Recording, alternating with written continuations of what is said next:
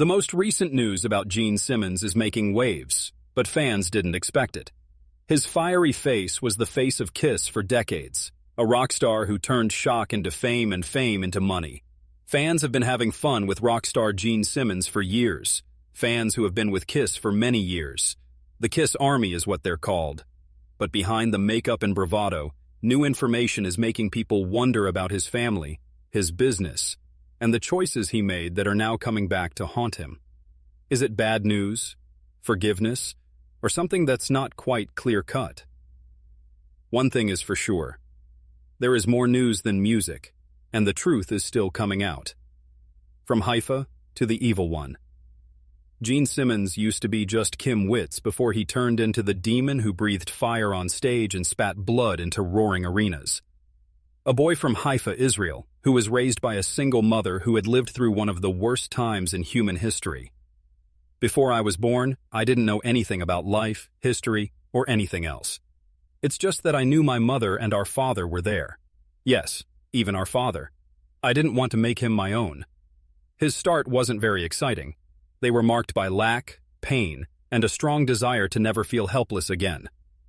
That drive would help him make the character he later made, which was both protection and fun. Simmons was born into a family that was still affected by the Holocaust. Flora Klein, his mother, had lived through the concentration camps in Hungary and lost family members to the Nazis before she was able to leave and start over in Israel. That bad experience stuck with her. She didn't talk much about what she had been through, but her quiet and overprotection said a lot. Chaim grew up in a place where learning how to survive wasn't just an idea, it was something they did every day. His parents had split it up by the middle of the 1950s. In order to raise Chaim, Flora worked long hours in workshops while his father stayed behind in Israel. Sometimes, all they had for dinner was bread and milk. In those years, the boy who would one day be in charge of arenas was just another hungry kid trying to make ends meet. He even made his own winter coat out of an army blanket, which doesn't look much like the leather-clad rock god he would become. But bad times can make you more ambitious. Chaim got away by reading comic books, especially American ones like Superman and Spider-Man. He looked at the panels even before he could read English. He learned the language word by word because he wanted to understand the people he looked up to.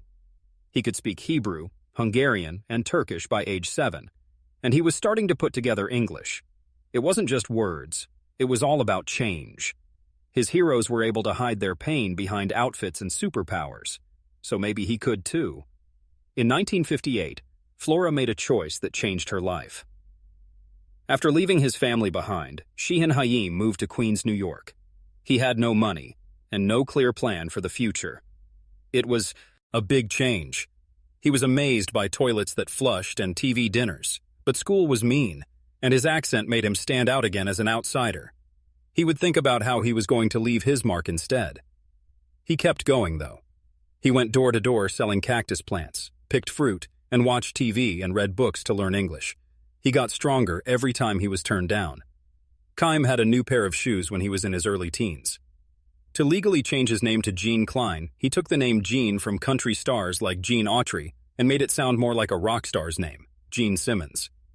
He played guitar for hours on end, hung out with small bands, and studied pop culture without getting nearly as much done as he did in school. When the Beatles played on The Ed Sullivan Show in 1964, it set his soul on fire.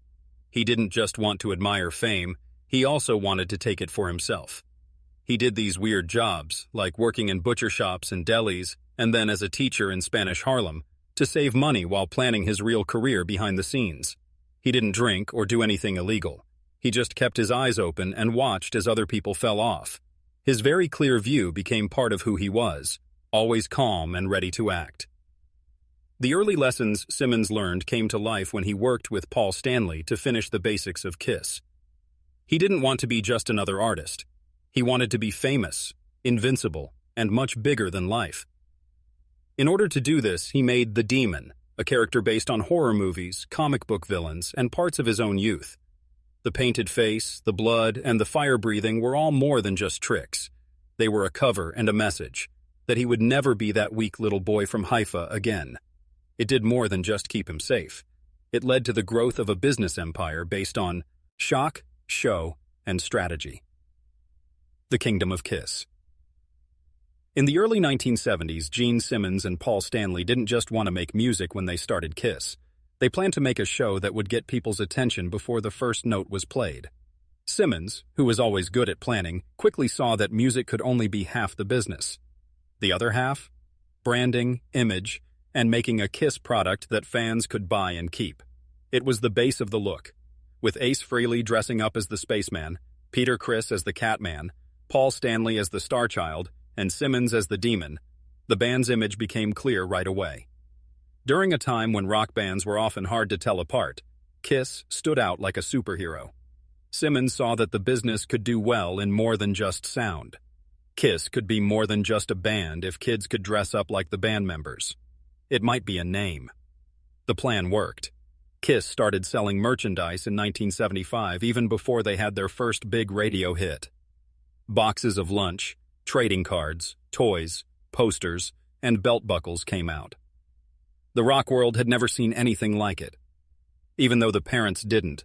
Like the music, their kids insisted that they buy toys with the Kiss name on them. Within a few years, the band's merchandise was making millions of dollars, sometimes more than their records. When the live record Alive came out in 1975, it was the turning point. It caught the chaos and spectacle of their concerts and helped them break into the mainstream, selling millions of copies. Kiss was no longer just a cult act. They played in stadiums that were packed to the brim, and their fans formed a group called the Kiss Army. Simmons knew exactly what it meant, not only through ticket sales, but also through everything else that happens during the event. Loyalty could be turned into money. Kiss had licensed more than 100 items by the end of the 1970s. These included pinball machines, Halloween costumes, and even board games. Simmons came up with ideas that most bands would find funny. Think of Kiss-branded graves from many years ago. You had no shame in being so simple. It was bought by 10 people. Kiss would sign it. Some people said it was shameless. Simmons, though, said it was just good business. It would be silly for the band to only be known for records and shows when they could be known for everything in pop culture. Always looking for ways to make money had to have results. By the late 1970s, the band was known all over the world, but some fans and reviewers said the music didn't seem to get enough attention for its own sake. In 1978, the TV show Kiss Meets the Phantom of the Park made things even worse. Many people thought it was just another gimmick because the acting was so flat and the story was so silly. For Simmons, though, it was just proof of idea. Kiss was no longer just a rock band. It was a company that could grow into movies, TV shows, and other areas. Simmons has worked on this idea over the years since then. By the early 2000s, Kiss had put its image on more than 5,000 different types of goods, things like credit cards and condoms. The money Kiss made from products had already topped $1 billion by this point. So when conservatives called him a sellout, Simmons didn't care and often said, being called a sellout means someone's buying. The line that summed up his firm stance. Because they are so focused on their brand, Kiss was one of the first bands to turn music into a company. Simmons has seen how characters and products in comic books, superhero movies, and TV shows have made people loyal to a brand. He did the same thing, but in a rock and roll way.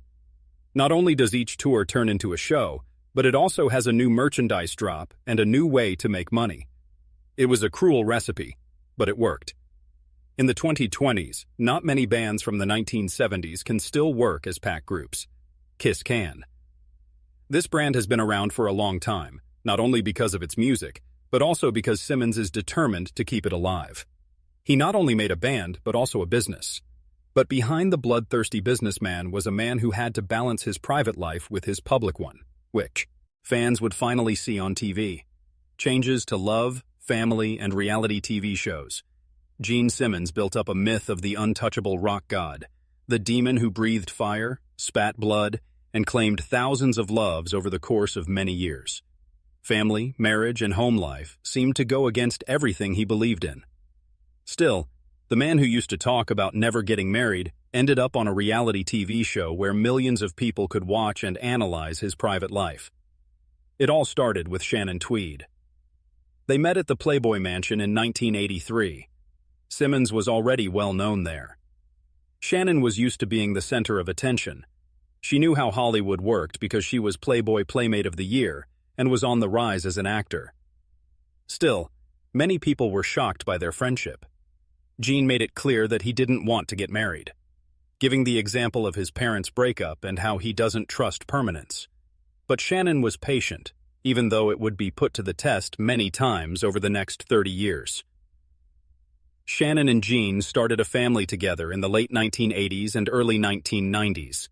Nick, their son, was born in 1989, and Sophie, their daughter, in 1992. Gene became a dad in his own unique way, even though he wouldn't put a ring on Shannon's finger. He was still proud of the fact that he had never used drugs or booze, and saw that as what had saved him. Even though he slept with a lot of women as a rock star, he said he wanted to be with his kids.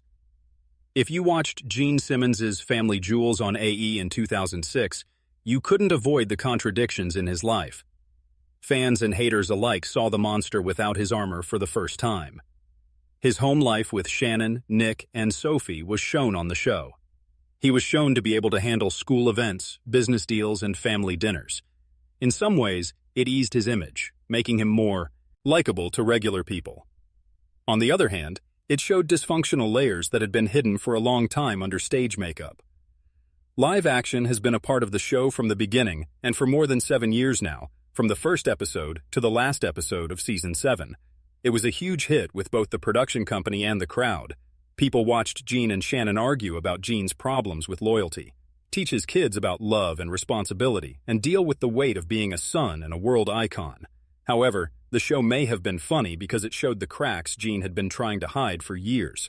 The most exciting parts of the story happened in the later seasons, when Shannon lost her cool. She put up with decades of cheating and looked sideways at the idea of marriage.